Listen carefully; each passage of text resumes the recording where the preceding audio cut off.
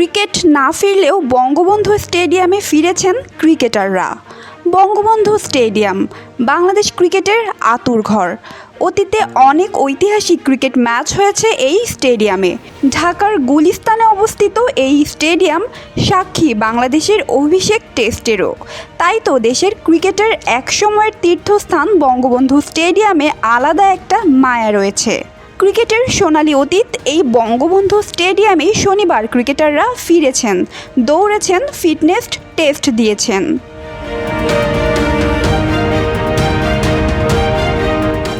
এই প্রজন্মের ক্রিকেটারদের কাছে বঙ্গবন্ধু স্টেডিয়ামের ঘাস মাটি অচেনাই হবে হয়তো।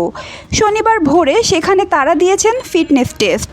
ক্রিকেটারদের ফিটনেসের পরীক্ষা সাধারণত মিরপুরেই হয়ে থাকে, তবে এবার পরীক্ষাটা হলো অ্যাথলেটিক্স ট্র্যাকে। বিসিবির নতুন ট্রেনার নাথান কিলি চাচ্ছিলেন জাতীয় দলের আশেপাশে থাকা খেলোয়াড়েরা কে কেমন অবস্থায় আছেন তা দেখতে। অস্ট্রেলীয় এই ট্রেনারের চাওয়ায় জিপিএস ট্র্যাকার পরে শনিবার ৩৫ জন ক্রিকেটার অ্যাথলেটিক্স ট্র্যাকে ১৬০০ মিটার দৌড় ও ৪০ মিটার স্প্রিন্ট দিয়েছেন।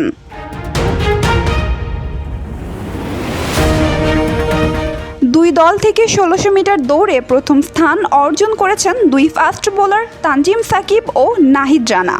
মুশফিকুর রহিম, মাহমুদুল্লাহ রিয়াদরাও করেছেন ভালো। অন্যদিকে দৌড়ে সবচেয়ে বেশি সময় নিয়েছেন শামীম পাটোয়ারি। এই ফিটনেস টেস্টে অংশ নেননি তামিম ইকবাল, সাকিব আল হাসান, তাসকিন আহমেদের মতো তারকারা।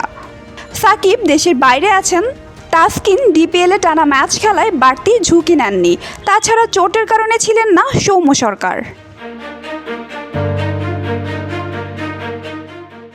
এদিন বঙ্গবন্ধু স্টেডিয়ামে উপস্থিত ছিলেন ক্রিকেট পরিচালনা বিভাগের ইনচার্জ শাহরিয়ার নাফিস।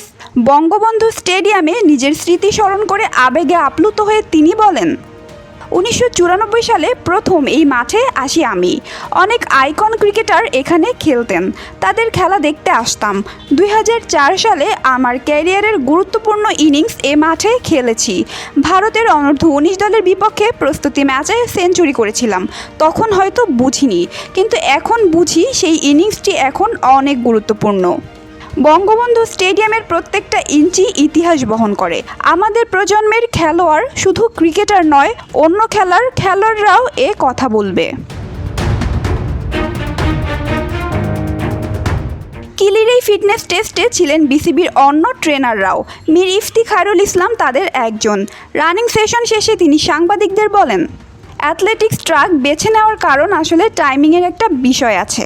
আমরা যদি আন্তর্জাতিকভাবে অনুসরণ করি তাহলে বেশ কিছু টেস্টিং মেথড আছে। আমরা আজ ১৬০০ মিটার টাইম ট্রায়াল নিলাম।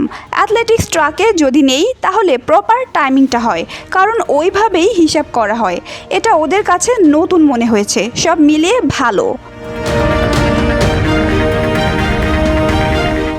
বঙ্গবন্ধু স্টেডিয়ামে আন্তর্জাতিক ক্রিকেট বিদায় নিয়েছে ২০০৫ সালের ৩১ জানুয়ারি বাংলাদেশ জিম্বাবুয়ে ওয়ানডে দিয়ে।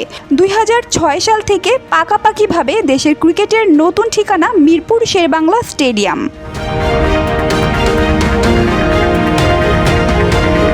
Nazifa Tasnim, on field.